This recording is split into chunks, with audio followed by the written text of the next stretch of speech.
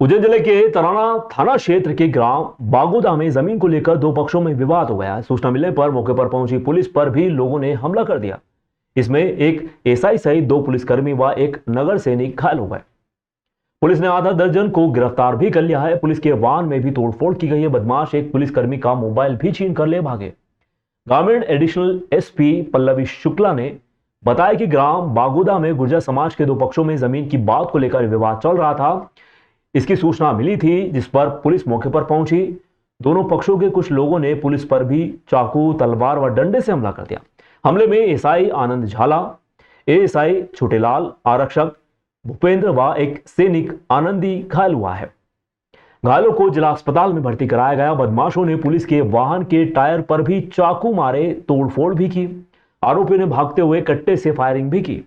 गोली एएसआई झाला के कान के पास से निकल गई। बदमाश एएसआई छोटेलाल का मोबाइल भी छीन कर ले भागे।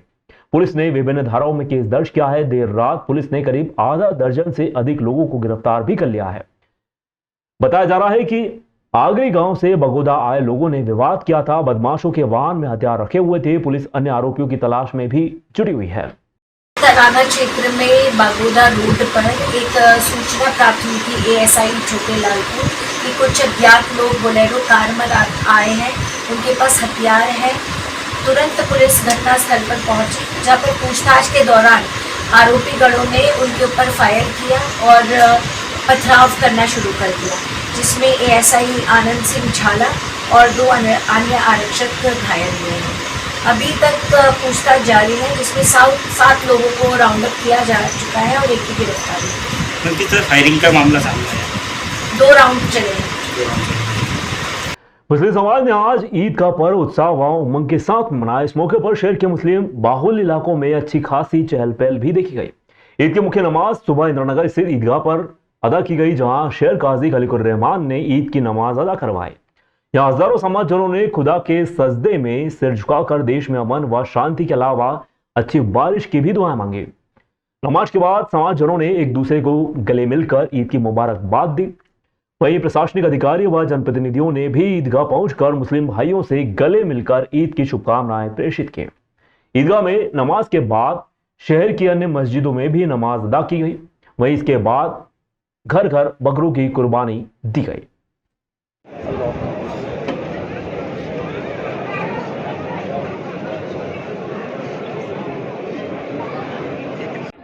मैं तमाम लोगों को बहुत बहुत मुबारकबाद देता हूं। और देखो, बड़ी अजीब व गरीब बात है कि आज कुर्बानी को लेकर के बहुत सारी लोगों के जहनों के अंदर अलग अलग चीज़ें हैं।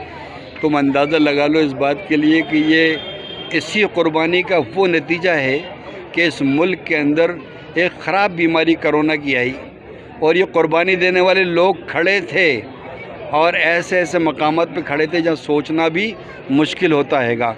तो अज़ीज़ मोहतरमों को लोगों को बताना चाहिए इस बात के लिए भी कि देखो, कुर्बानी तभी होगी जब तुम उसको दिल से उस तरीके से करोगे, क्योंकि मुल्क का रहने वाला हर आदमी इसका वफ़ादार है और मुल्क से मोहब्बत करना हमारा फ़रीज़ा भी है। तो कोशिश इस बात की करेंगे। मैं सभी लोगों को मुबारकबाद देता हूँ और साथ ही इस बात के लिए दुआ करता हूँ कि अल्लाह ताला जो इस मुल्क के गुलदस्ते को उन्हें कायम रखा है, उसको जब तक ये दुनिया कायम रहे तब तक उसको कायम रहने देना। उज्जैन में रामघाट पर स्थित शिप्रा नदी के गुरु नानक घाट पर एक 14 वर्षीय नाबालिग आज सुबह परिवार के साथ शिप्रा नदी में नहाने उतरी थी। इस दौरान वह डूबने लगी तो एनडीआरएफ की टीम जो मौके पर उपस्थित थी, उन्होंने नदी में छलांग लगाकर डूबने से उसे बचाया और नाबालिग को बाहर निकाला। बताया जा रहा है कि परिवार राजस्थान के भीलवाड़ा से आया हुआ था। सुबह 9 बजे के करीब गुरु नानक घाट पर स्नान करने शिप्रा नदी में उतरा था। होमगार्ड जवान ईश्वरलाल चौधरी ने बताया, उज्जैन नगरी में प्रतिदिन कई भक्त मां महाकाल के दर्शन करने के साथ ही पूर्ण सलीला मां शिप्रा में स्नान करने के लिए पहुंचते हैं, किंतु लोगों को शिप्रा नदी की गहराई का अंदेशा नहीं होने से वह किनारे पर स्नान करते करते गहरे पानी की ओर चले जाते हैं। इस प्रकार की दुर्घटनाएं घटित होती रहती हैं। आज सुबह भी दुर्घटना होते होते बच गई। घटना सुबह 9 बजे के करीब की है, जब राजस्थान से आया परिवार शिप्रा नदी में स्नान करने के लिए उतरा था। इस दौरान उनकी नाबालिग 14 वर्षीय बालिका डूबने लगी। घाट पर मौजूद जवान ने तुरंत नदी में छलांग लगाकर उसे डूबने से बचा लिया। आज सुबह लगभग 9 बजे गुरु नानक घाट पर भीलवाड़ा की एक फैमिली स्नान कर रही थी, जिसमें उनकी 14 साल की बच्ची एक डूबने लगी, जिससे वहां ड्यूटी पर तैनात SDRF जवान जितेंद्र चंदेल ने गोता लगाकर बाहर निकालकर परिजनों के सुपुर्द सुरक्षित किया। मध्य प्रदेश के मुख्यमंत्री डॉक्टर मोहन यादव श्री महावीर तपोभूमि पहुंचे, जहां सर्वप्रथम उन्होंने मंदिर में भगवान महावीर स्वामी के दर्शन किए। मीडिया प्रभारी सचिन कासलीवाल ने बताया कि आचार्य गुरुदेव श्री प्रज्ञासागर जी महाराज को श्रीफल समर्पित करते हुए मुख्यमंत्री ने आशीर्वाद लिया। इस अवसर पर आचार्य श्री ने प्रवचन में कहा कि मध्य प्रदेश के विकास की एक नई डगर का नाम है डॉक्टर मोहन यादव। हमेशा तत्पर रहने वाले एवं गतिशील रहने वाले मध्य प्रदेश के मुख्यमंत्री ने मध्य प्रदेश में कुछ ऐसा करके दिखाया जो अविस्मरणीय था। मध्य प्रदेश की 29 सीट भारतीय जनता पार्टी के खाते में दर्ज करवाई। डॉक्टर मोहन यादव के कड़े परिश्रम के कारण यह जीत हासिल हुई है। उज्जैन के विकास को नई गति प्रदान करने वाले डॉक्टर मोहन यादव हमेशा साधु संतों के आशीर्वाद व भगवान के कार्यों में अग्रणी रहते हैं।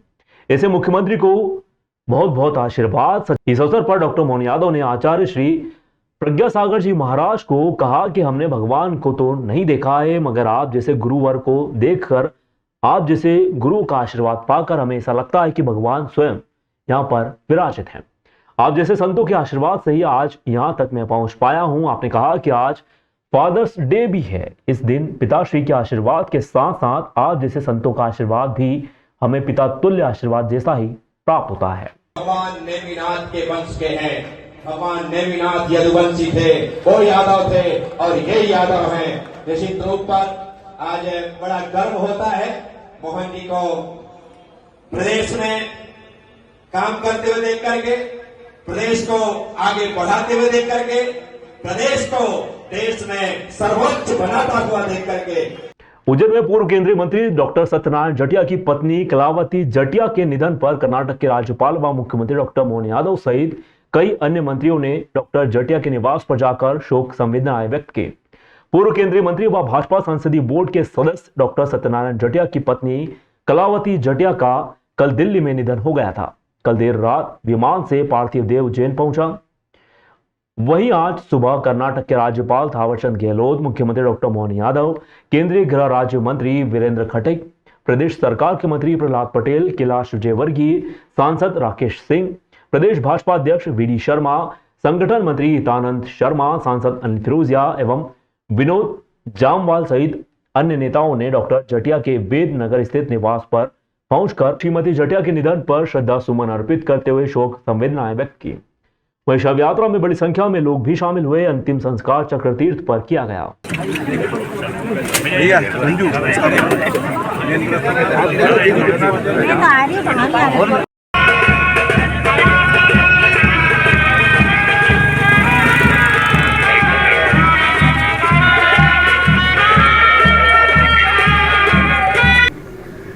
दुखद अवसर पर यहाँ पर बैठे हुए हैं हमारे बहुत ही वरिष्ठ नेता सत्यनारायण जटिया जी। उनकी जीवन संगिनी उनके साथ नहीं रही। मैं जटिया जी को बहुत पहले से जानता हूँ, जब वे संगठन मंत्री थे। संगठन मंत्री के बाद विधायक बने, सांसद बने। मैं 83 में जब पार्षद बना, पार्षद का टिकट दिया मुझे, तो पार्टी ने माननीय जटिया जी की ड्यूटी मेरे वार्ड में लगाई थी। और मैं ये कह सकता हूँ कि यदि मैं राजनीति में आया, पहला कदम रखा मैंने और मैं जीता, उसमें पटवा जी जटिया जी का बड़ा योगदान था। आज उनकी जीवन संगिनी का जाना बहुत दुखद है और बहुत सेवा की उन्होंने। पिछले मैं 8 वर्षों से मैं देख रहा था, कभी उनका किडनी ट्रांसप्लांट भी हुआ, फिर इन्फेक्शन भी हुआ, पर जटिया जी ने बहुत सेवा की और दी बेस्ट ट्रीटमेंट क्या हो सकता है वो सब किया। पर जीवन की गति तय करना तो ईश्वर का काम है और ईश्वर को यही मंजूर था कि आज वो ले जाए। बड़े अच्छे दिन गई हैं वो। गंगा दशमी वाले दिन उनका प्राणांत हुआ और आज निर्जला एकादशी है।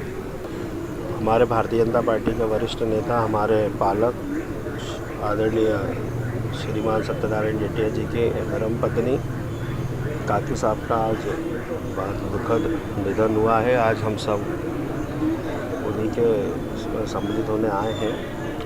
और चूँकि जटिया जी से मेरे पारिवारिक संबंध भी है, हम लोग छोटे छोटे थे जब आमने सामने घर पे रहते थे, तो मेरा जो जटिया जी के घर पे ही खेल कूद के बड़ा हुआ है, तो ये मेरी व्यक्तिगत छवि भी है क्योंकि वो मेरी काकी साहब है। तो मैं परमपिता परमेश्वर से यही प्रार्थना करूँगा कि भगवान उनकी आत्मा को शांति प्रदान करें, उनको अपने चरणों में स्थान दें, और जो जटिया परिवार पे ये रजाघात हुआ है उसको सहन करने की शक्ति। केस जब हम लोगों ने राजनीति शुरू की थी तो तब भी हम परिवार में आकर मार्गदर्शन भी लेते थे और सहयोग लेते थे। उसमें भाभी जी का योगदान बड़ा योगदान था जब हम भोजन करते थे, और इसलिए इस दुख की घड़ी में परिवार के नाते हम सब शामिल हैं। जटिया जी बेहद आध्यात्मिक व्यक्ति हैं, इस सत्य को स्वीकार करने में उन्हें विलम्ब नहीं रहेगा, लेकिन परिवार का दुख बड़ा दुख है, हम उसमें शामिल हैं। उनका अस्वस्थता के दौरान और पूरे परिवार ने माननीय जटिया जी के साथ में जिस तरह से उनकी सेवा शुश्रूषा की, लेकिन भगवान के यहाँ उसकी गति को जो हम आप सब नहीं रोक सकते हैं।